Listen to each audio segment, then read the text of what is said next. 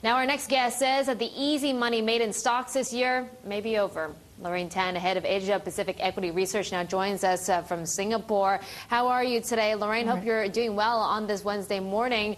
Let's talk about, first off, this IPO fever that we're seeing here in Hong Kong, especially among these Chinese firms that are going to market right now. What do you say to those that think that they can make a quick buck getting into these IPOs on day one? I think getting in on day one is going to be a bit, risky in some parts, depending on the company. I do think that there's reason enough to get into in the IPO stage, because on an IPO basis things tend to be priced at a slight discount at times. But to buy on the opening day, I think you have to be brave for that.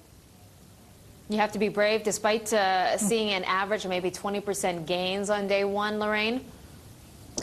Well, if you can get it in before it goes up 20%, that's fine. But if you're buying it on the first day that lists at the 20% gain, then it's a bit more difficult.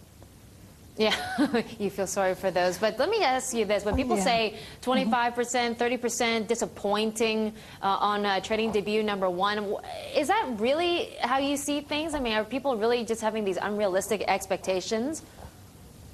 Yeah, I do think so. I mean, as the more IPOs come out, they've got to be priced closer to the market.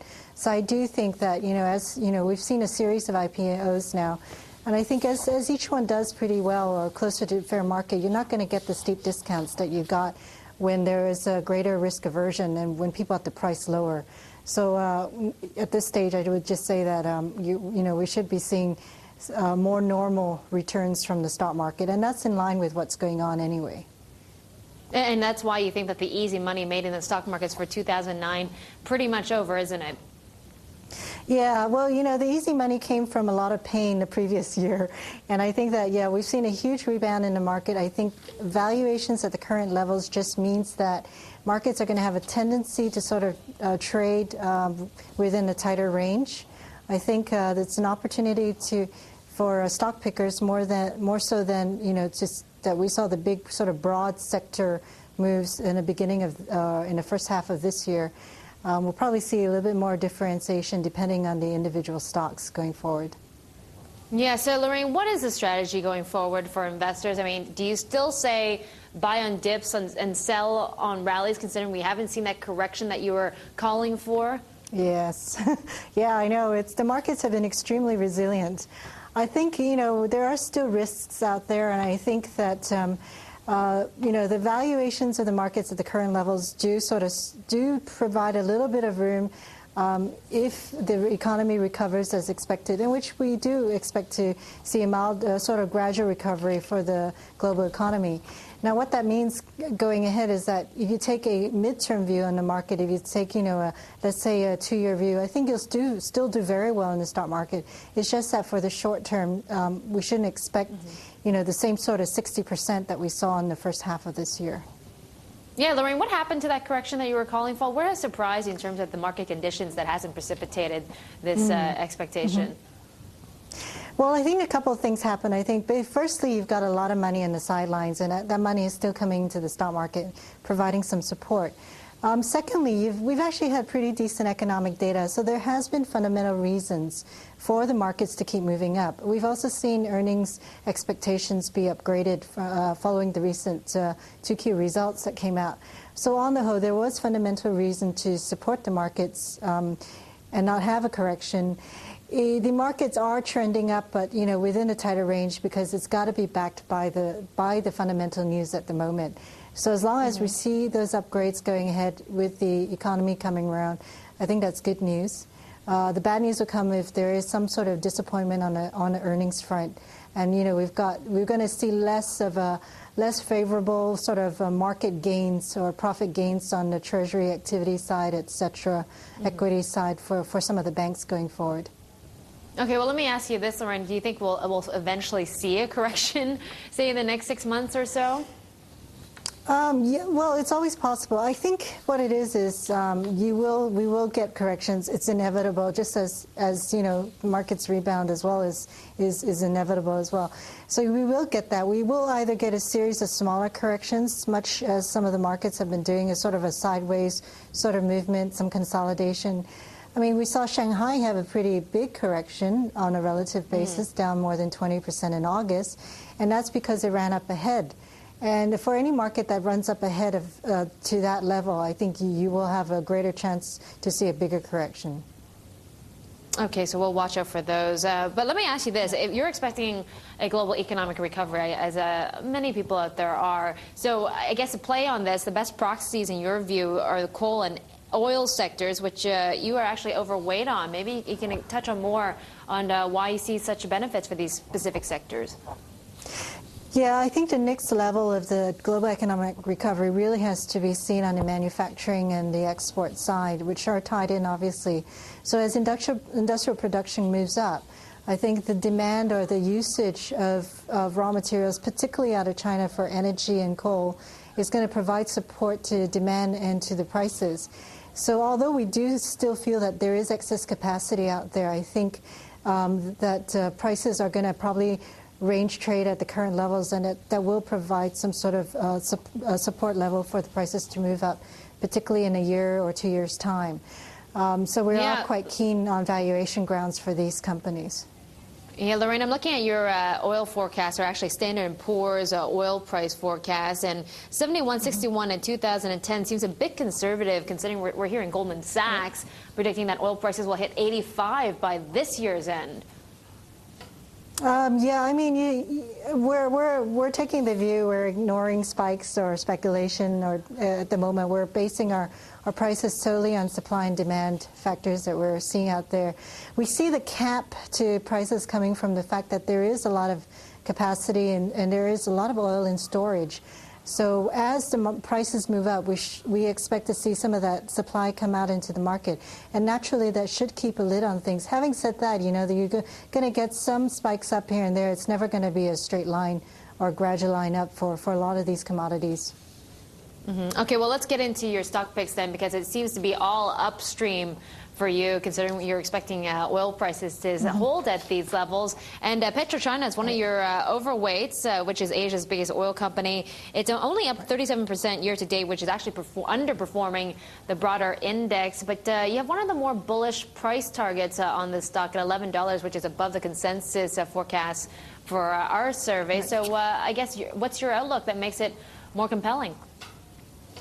Well, we're taking the viewpoint that, you know, as China's, you know, biggest integrated oil company anyway, it's got a fairly good mix of upstream and downstream earnings. The recent results are actually pretty good. We're quite happy with the performance there.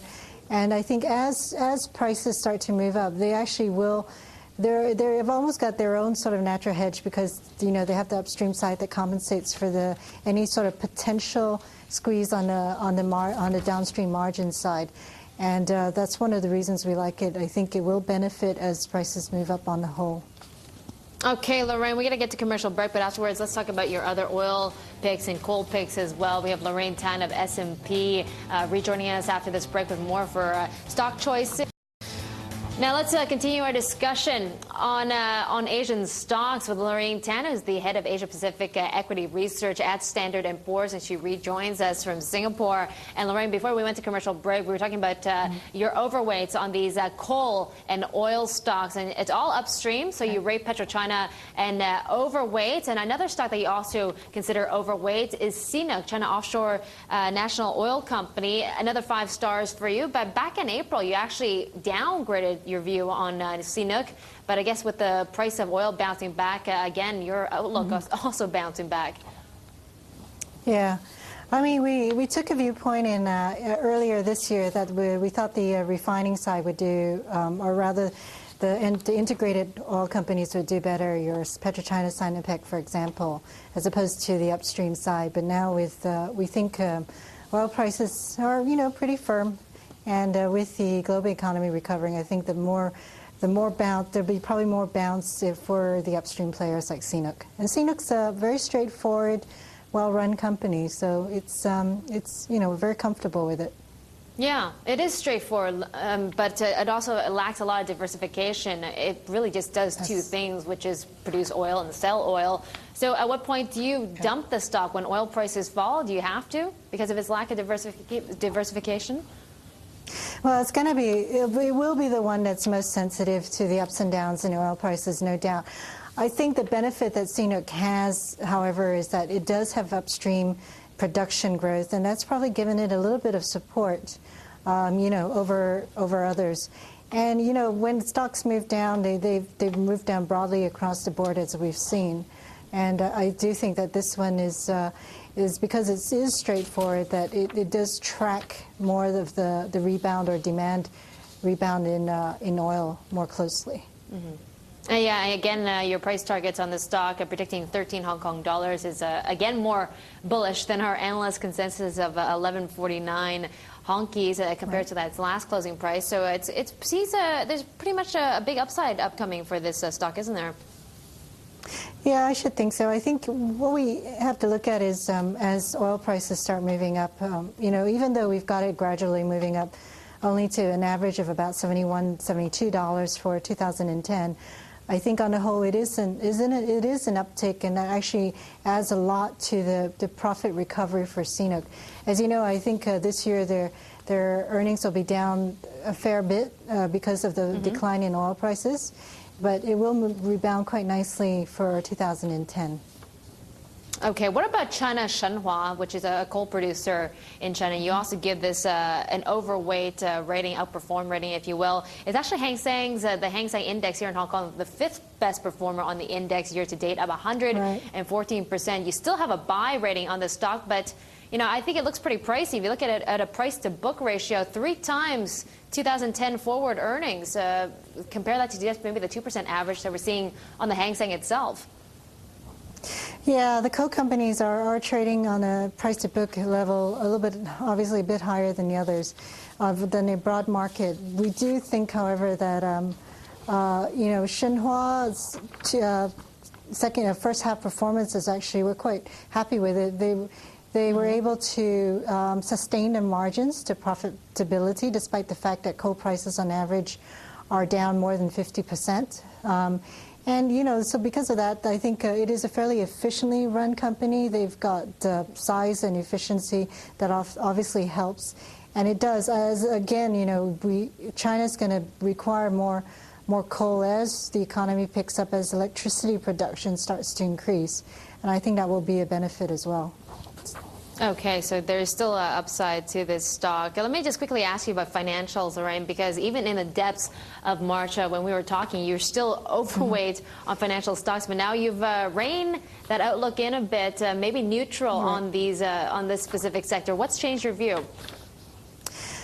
Well, we're seeing we still have buy calls in the 2 stocks that we've always liked, which are China Construction Bank and ICBC. But I think sector-wise, we've decided to be a bit more neutral because the sector as a whole has done pretty well. I think there are increasing risks that some of the banks will face. I mean, you've got, I think, policy measures that are probably a little bit tighter going forward for the next 12 to 18 months. You've also got a potential, eye on the risks that might come out given the strength of the lending that we saw, particularly in the second quarter for some of the other banks. I think we're comfortable with ICB and CCB because they've been a little bit more prudent in reducing the loans growth in the second quarter. The sector as a whole, there are probably some banks there that we probably be a little bit more watchful on. Okay, Lorraine, nice talking to you today. Thanks for visiting us once again. That's Lorraine Tan of Standard & Poor's.